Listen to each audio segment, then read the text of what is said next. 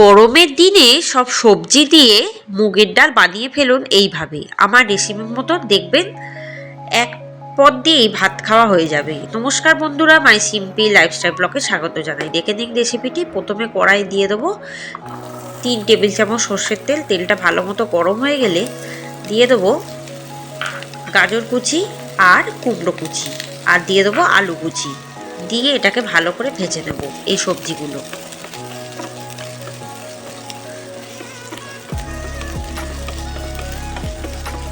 গরমে কোনো রকম রান্না করতে ভালো লাগে না, তাই এক পদ দিয়েই এই রান্নাটা হয়েই যাবে, ভাত খাওয়াও হয়ে যাবে। আঁচটাকে কম করে ভাজতে থাকবো। এরপর দিয়ে দেবো আরও 4 টেবিল চামচ সর্ষের তেল।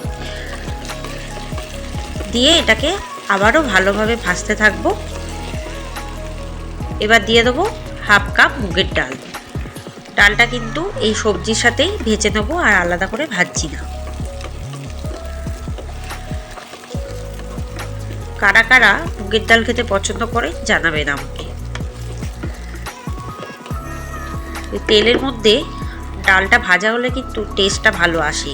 আঁচটাকে কমিয়ে দিয়ে ভাজবেন, নাহলে ডাল পুড়ে যাওয়ার সম্ভাবনা থাকবে।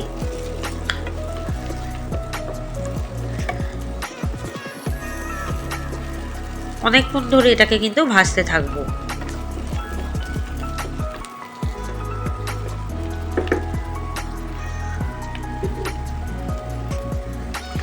ভাজাটা হয়ে গেছে। এবার কিন্তু হাফ কাপ বড় কাপে জল দিয়ে দেবো। ছোট কাপ হলে 1 কাপ জল দেব। দিয়ে ডালটাকে হতে দেবো। কোনো রকম নুন দেবো না এখন। এরপর যা যা মশলা দেবো এর মধ্যে 3টে কাঁচা লঙ্কা, পরিমাণ মতো আদা দিয়ে ভালো করে বেটে নেবো। দেখুন, খুব বেশি ব্লেন্ড করিনি, হালকা করে ব্লেন্ড করে নিয়েছি। এবার ওই বাটা মশলাটা দিয়ে দেবো। এবার ডালটাকে সিদ্ধ হতে দেবো। নুন দিলে কিন্তু ডালটা সিদ্ধ হবে না, তাই আমি কিন্তু নুন এখন অ্যাড করব না। এবার ঢাকা দিয়ে দেবো বেশ কিছুক্ষণের জন্য।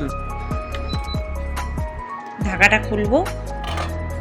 দেখুন জলটা কিন্তু একদম অনেকটা শুকিয়ে গেছে। ডালটাও প্রায় কিন্তু সেদ্ধ হয়ে এসছে, আর সবজিগুলো প্রায় সেদ্ধ হয়ে গেছে। এরপর দিয়ে দেবো 2 টেবিল চামচ কাসুরি মেথি।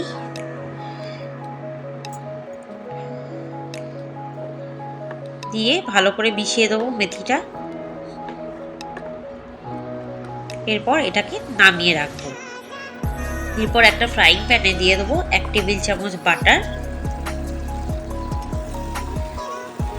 বাটারটা একটু মেল্ট হতে দেবো। তারপর দিয়ে দেবো 1 চামচ গোটা জিরে আর 3টে শুকনো লঙ্কা।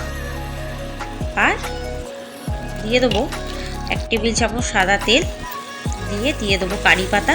এটাকে কিন্তু ভালো করে ভেজে নেব।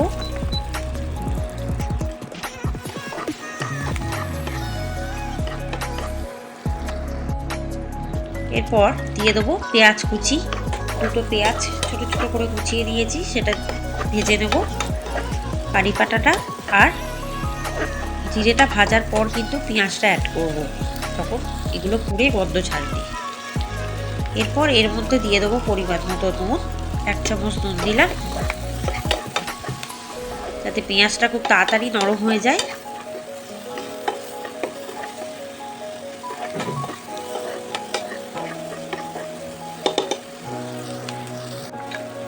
এরপর দিয়ে দেবো 2টো টমেটো কুচি, এটাও ভেজে নেব।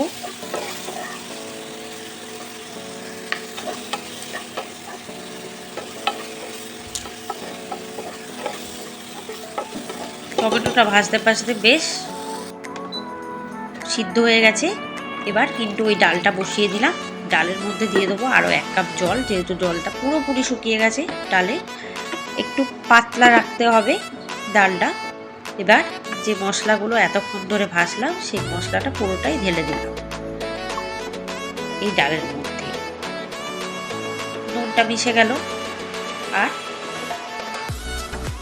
যতখানি টমেটো মজলো এবার এই ডালের মধ্যে পড়লে সিদ্ধ হয়ে যাবে।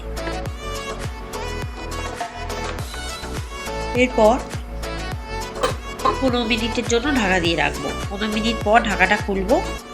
দেখুন সব সবজিগুলো সেদ্ধ হয়ে গেছে, ডালটা বেশ মাখা মাখা হয়ে এসছে। এটা কিন্তু রুটির সাথেও খেতে পারেন। পর আরও 15 মিনিটের জন্য ঢাকা দিয়ে রাখবো। 15 মিনিট পর ঢাকাটা খুলবো। দেখুন ডালটা কিন্তু একদম মাখা মাখা হয়ে এসছে আর বেশ সেদ্ধ হয়ে গেছে। আর একটা সুন্দর গন্ধ ছেড়েছে। এরপর দিয়ে দেবো 1 চামচ চিনি, একটু স্বাদের জন্য দিলাম, একটু মিষ্টি মিষ্টি হবে। চিনিটা যখন দিলাম তাই জন্য একটু ঢাকা দিয়ে রাখবো 15 মিনিটের জন্য। 15 মিনিট পর ঢাকাটা খুলবো। চিনিটাও কিন্তু গলে গেছে, ডালের সাথে পুরোপুরি চিনিটা মিশে গেছে।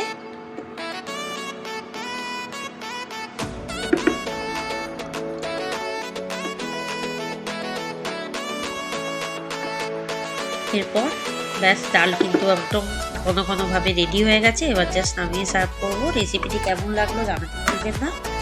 গরমের দিনে এই এক পদ দিয়ে সেরে নেবেন রান্নাটা, দেখবেন দারুণ স্বাদ আসবে, খেতেও টেস্টি হবে। চ্যানেলটিকে সাবস্ক্রাইব করবেন, বেল আইকনে ক্লিক করবেন আমার ভিডিও ছাড়ার সাথে সাথে, যাতে আপনাদের কাছে নোটিফিকেশন সহজেই পৌঁছে যায়।